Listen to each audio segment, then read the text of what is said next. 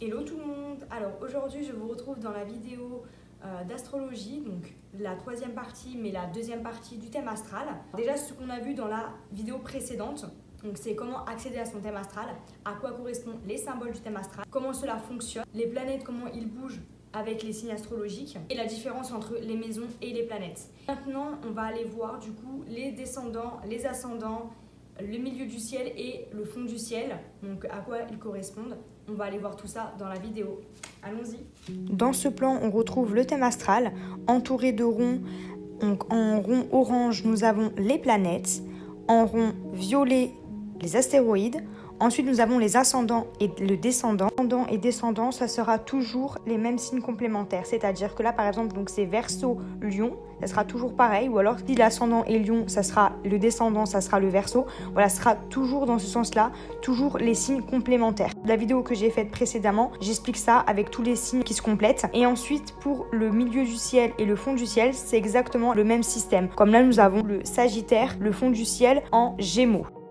L'ascendant, en fait, c'est ce que je pense et le descendant, c'est ce que je ne pense pas être. Alors, l'ascendant et le descendant, je vais vous expliquer à quoi ils correspondent dans le thème astral. Donc, l'ascendant, c'est notre personnalité, à quoi je m'identifie le plus, ce que je pense être avec les qualités que j'utilise pour évoluer dans le monde. Donc, c'est la manière, en fait, dont on affronte la vie. Ce n'est pas toujours ce que je suis profondément, mais c'est ma technique pour avancer dans ma vie. Car en fait, l'ascendant, c'est la première impression que vous donnez aux autres. Tu vois une personne la première fois, par exemple, si vous essayez de deviner un signe et que vous trouvez un signe qui n'a rien à voir avec son signe solaire, peut-être que vous avez trouvé en fait son ascendant, parce que c'est un masque social, c'est une protection en fait aussi l'ascendant en quelque sorte. Donc c'est pour ça que ce n'est pas notre profond nous, parce que justement on se façonne derrière cette image.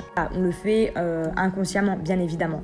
Donc on peut se poser comme question quelles sont les qualités de mon ascendant et les défauts de mon ascendant, en quoi il peut m'aider pour aller de l'avant. Je vous invite en fait à aller regarder le signe ascendant que vous êtes, regarder un petit peu tout ce qu'il y a en qualité et en défaut. Après, sinon, demandez aux gens quelle impression ils ont eu de vous en premier lieu ou pas, parce que même les premières impressions, en fait, c'est vraiment l'ascendant est vraiment la première impression. Donc, demandez aux gens ce qu'ils ont eu vu en fait en vous, et peut-être que ça ressemble à votre ascendant. Voilà, posez-vous ces questions-là. Et du coup, pour le coup, le descendant. Donc le descendant, c'est le type de personne qui nous attire et comment on se comporte en fait en intimité dans nos relations. On parle souvent de l'ascendant parce que l'ascendant est très présent, mais le descendant est quand même assez présent dans notre thème astral. Ce que nous ne pensons pas être, c'est une partie manquante que l'autre va combler. En fait, dans la psychologie profonde, nous apprend que l'ascendant représente les qualités que nous avons profondément en nous, souvent dans un état inconscient. En fait, au fil du temps, au fil de nos relations, en fait, on devient de plus en plus conscient. La différence entre l'ascendant et le descendant, c'est que, en fait, l'ascendant est le masque social de stratégie pour avancer dans la vie et le descendant représente le nous plus authentique, souvent caché derrière les apparences de l'ascendant. Voilà, en gros, c'est ça. Donc, regardez bien aussi votre descendant pour voir un petit peu ce qu'il en est. Et du coup, les questions, on peut se poser là-dessus. Quel signe, en fait, vous attire en permanence, vous étiez déjà en couple ou autre, dans une relation amoureuse ou amicale très forte. Moi, j'ai eu beaucoup de relations en fait avec des personnes qui sont Lion. Et moi, du coup, mon ascendant, c'est Verseau et mon descendant, du coup, c'est Lion. Et quand j'ai su ça et quand j'ai réfléchi à ça, je me dis c'est quand même dingue parce que j'ai toujours été attirée par des lions. Et mon descendant est Lion. Donc ça, c'est drôle. Après, le constat aussi chez mes proches. Et je me dis, c'est quand même fou, quand même, comme quoi il y a une réalité derrière tout ça. Vraiment, l'astrologie, pour moi, c'est quand même la vérité. Après, on y croit ou on n'y croit pas, certes. Donc là, les questions qu'on peut se poser, quel signe m'attire? Donc l'autre question qu'on peut se poser, quelles sont nos caractéristiques? Comment aborder nos relations?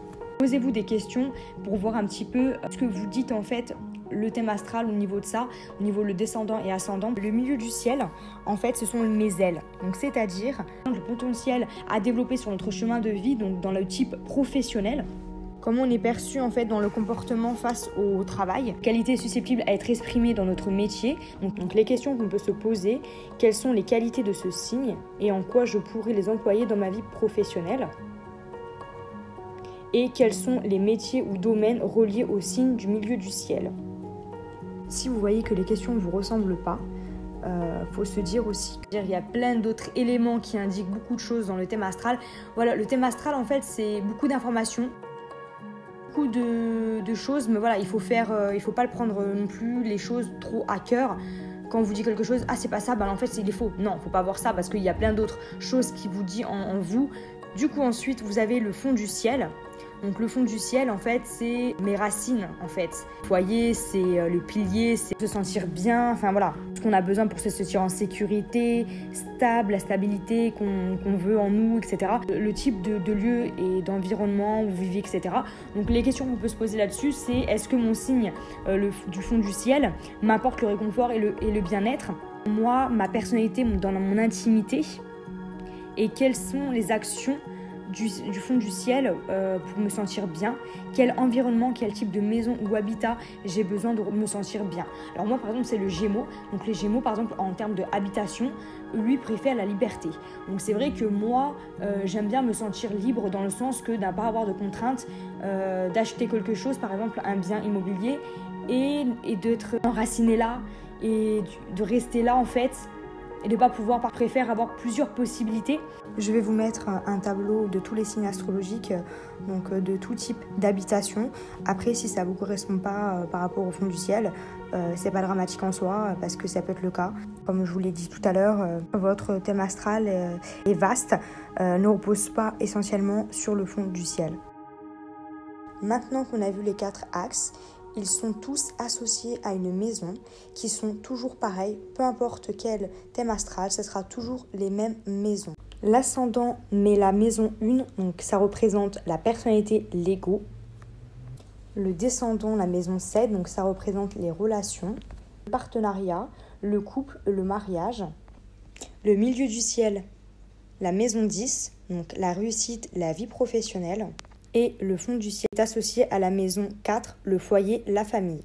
Donc voilà, toutes les maisons sont représentées par ces 4 axes. Donc évidemment, c'est logique parce que dans ce qu'on a vu, donc dans tous les caractéristiques de ces axes-là, correspondent aussi aux maisons, ce qui est normal parce que ils sont associés. Donc voilà, donc il n'y aura que ces axes-là qui sont toujours les mêmes maisons par rapport à d'autres. C'est la fin de cette vidéo, donc j'espère qu'elle t'aura plu. Si tu n'es pas encore abonné, n'hésite pas à t'abonner. À plus!